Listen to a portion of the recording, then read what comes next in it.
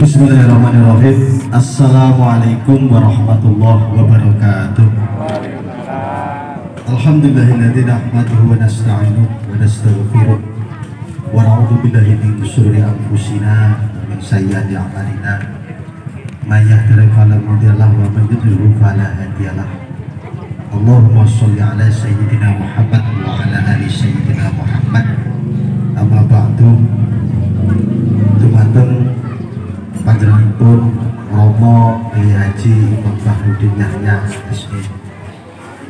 Dumateng Romo Kiai Nur Firmansyah saking Pondok Pesantren Pirwalitin, Bapak Camat yang penuh senyum, adem, Bapak Kepala Kampung yang gagah, mantap, Bapak Babin Kamtibmas, Bapak bisa, para alim ulama, tamu undangan yang berbahagia. Saya mukadimah itu di depan. Yang pertama, hadirnya kami di sini dalam rangka hormat kepada Pondok Pesantren Baitul Qirom. Mudah-mudahan pondok ini selalu bisa memberi manfaat selamanya, dunia dan akhirat, amin Allahumma. Bapak Ibu hadirin yang berbahagia, izin saya mengenalkan diri. Kami ini dari Pondok Pesantren Al-Falah Rumbiyah, menyampaikan salam taklim kami dari Abah Yai Muhayyad kepada seluruh keluarga besar dan masyarakat yang ada di sini. Assalamualaikum warahmatullahi wabarakatuh. Selanjutnya beliau mengutus kami untuk bersilaturahim ke pondok-pondok yang ada di Lampung Tengah, karena memang tugas kami ini ada di Lampung Tengah, yang ditunjuk langsung oleh Pak Profesor Ojat Darujat, Rektor daripada Universitas Terbuka Negeri. Perlu kami kenalkan, yang pertama kami di sini tidak sendiri, yaitu kami bersama Bapak Hargo Wigiantoro. Berdiri Pak. Ini beliau ketua kami daripada Sentra Layanan Universitas Terbuka Salut Al-Falah Lampung Tengah. Beliau ini orang yang sering uyar-uyur ke Jakarta. Kemudian yang kedua yaitu ada Bapak Rois Abdullah MPD. Nah, ini bagian tim teknis administrasi. Selanjutnya ada Bapak Lukman Rifai MPD.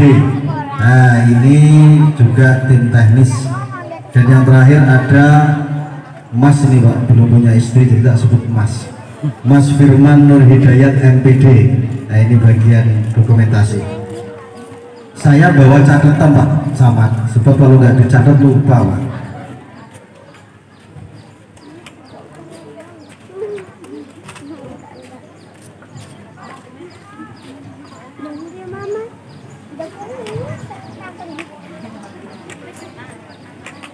Bapak Ibu hadirin yang kami hormati, kami mengemban amanah dari Bapak Rektor, yaitu Profesor Ojat Darujat, yang kebetulan beliau adalah Ketua Persatuan Guru Nahdlatul Ulama Pusat. Beliau punya keinginan bahwa dengan yang disampaikan Pak Camat tadi, begitu menurunnya moral kita, maka beliau punya inisiasi. Dari pondok pesantren ini harus bangkit, harus muncul generasi-generasi muda yang baik, yang handal, yang punya karakter, punya kredibilitas, dan itu berangkat dari pondok pesantren. Tepuk tangan untuk pondok pesantren. Kenapa demikian Bapak Ibu hadirin? Karena di pondok pesantren ini kalau dulu dinyamakan full day school, dan program itu mungkin tidak berjalan, kata ketua kan. Dan hanya di pondok pesantren lah full day school itu bisa dilaksanakan. Dari jam 3:30 pagi sudah dibangunkan qiyamul lail. Ba'da subuh, setelah subuh jamaah sudah ngaji.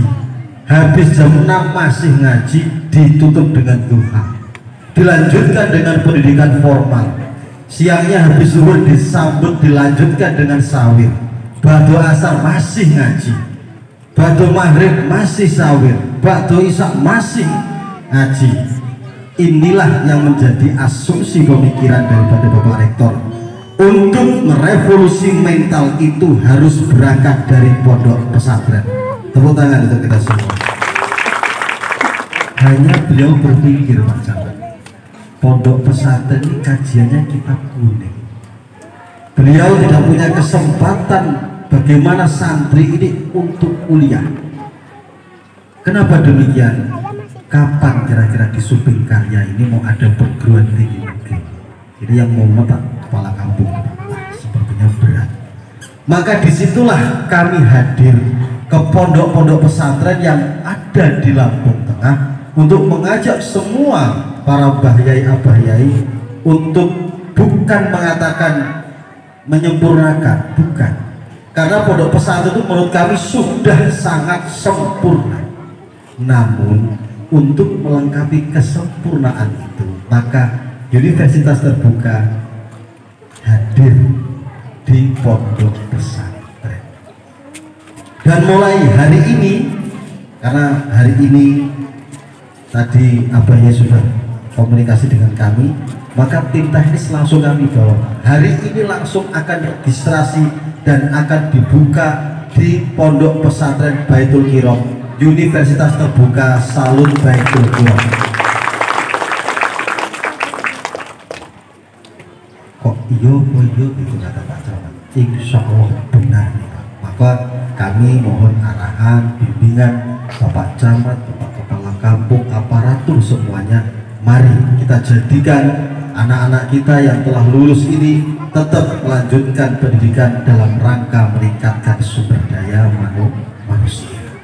Bapak Ibu hadirin yang kami hormati,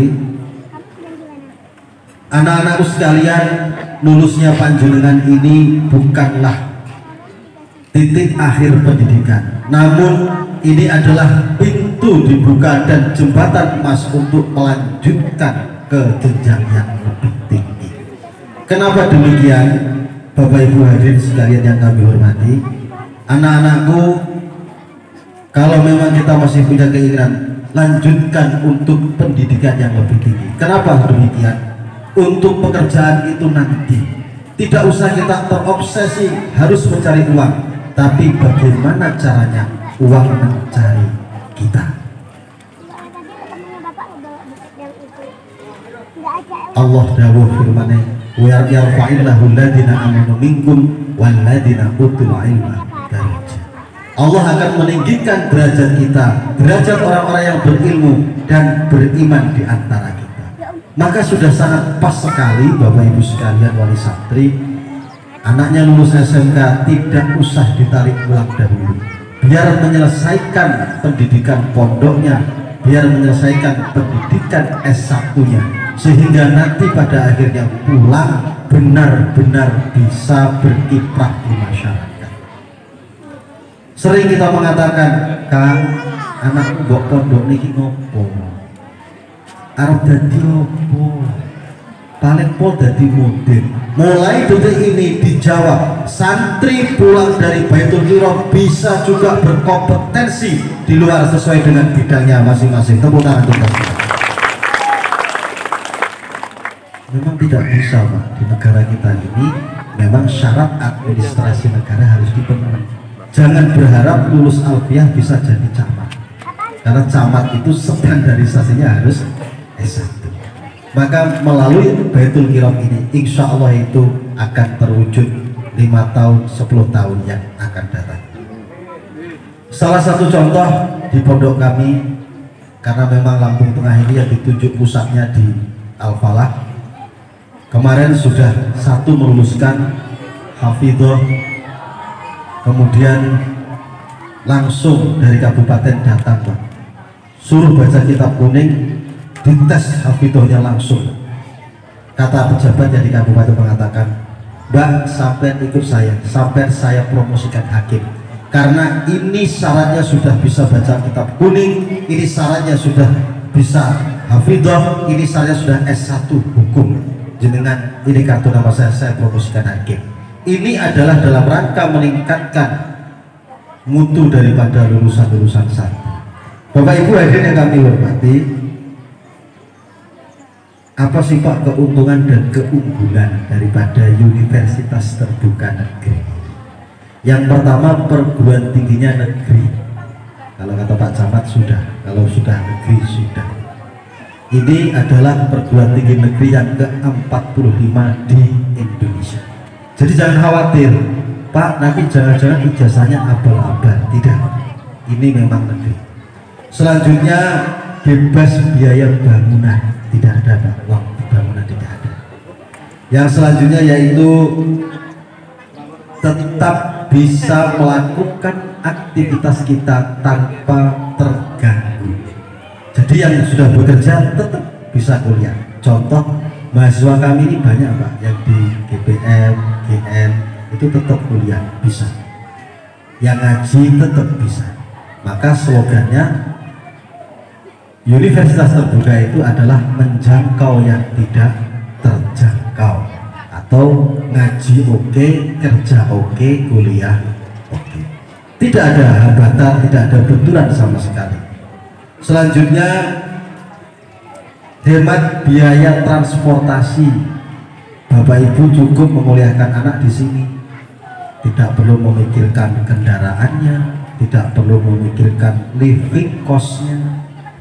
Tidak ada, cukup di godaan, asal kita bisa pegang laptop ada jaringannya, pegang HP ada jaringannya, cukup kita kuliah online, tidak perlu kemana-mana. Wah, nanti kuliahnya etro-etroan Pak? Tidak Pak, tidak Pak.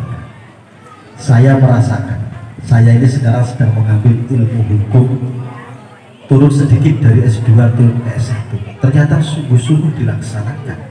Apabila kita tidak mengerjakan, maka kita juga tidak lulus. Itulah hebatnya UT. UT mengajari, mendidik mahasiswa untuk belajar sungguh-sungguh, untuk menjadi orang yang mandiri dan untuk menjadi orang yang jujur. Walaupun kami ini pengurus, kami tidak ada dispensasi sama sekali. Tetap harus mengerjakan sesuai dengan aturan yang ada.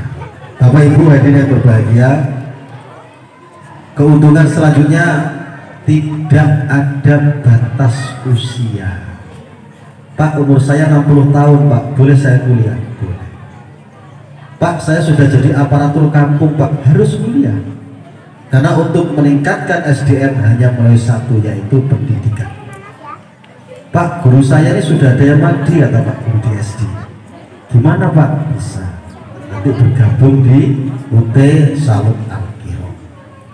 Selanjutnya, tanpa tes masuk, cukup mendaftar saja, kita registrasi, nanti akan keluar billing dari sana dan kita akan didatangkan buku paket dari Jakarta, langsung dialamatkan ke Pondok Pesantren Al-Qiro.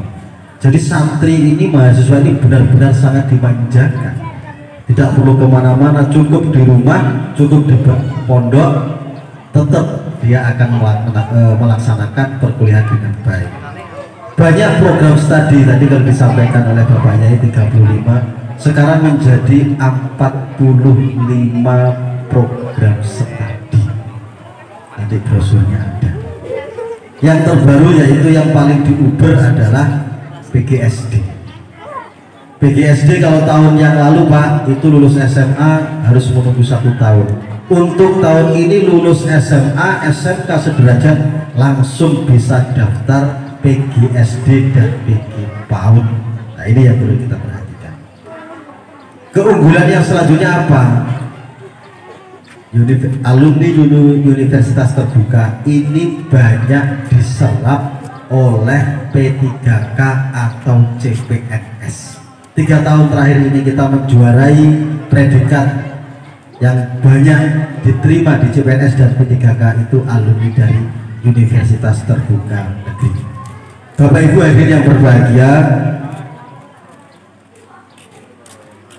tidak banyak yang kami sampaikan. Yang jelas, mari kita bersama-sama membantu pondok pesantren agar semoga pendidikan ini bisa membawa manfaat untuk kita semua dunia dan akhirat. Mohon maaf atas segala kekurangan dan kehilafan. Wallahul muwaffiq ila aqwamit thoriq. Wassalamualaikum warahmatullahi wabarakatuh.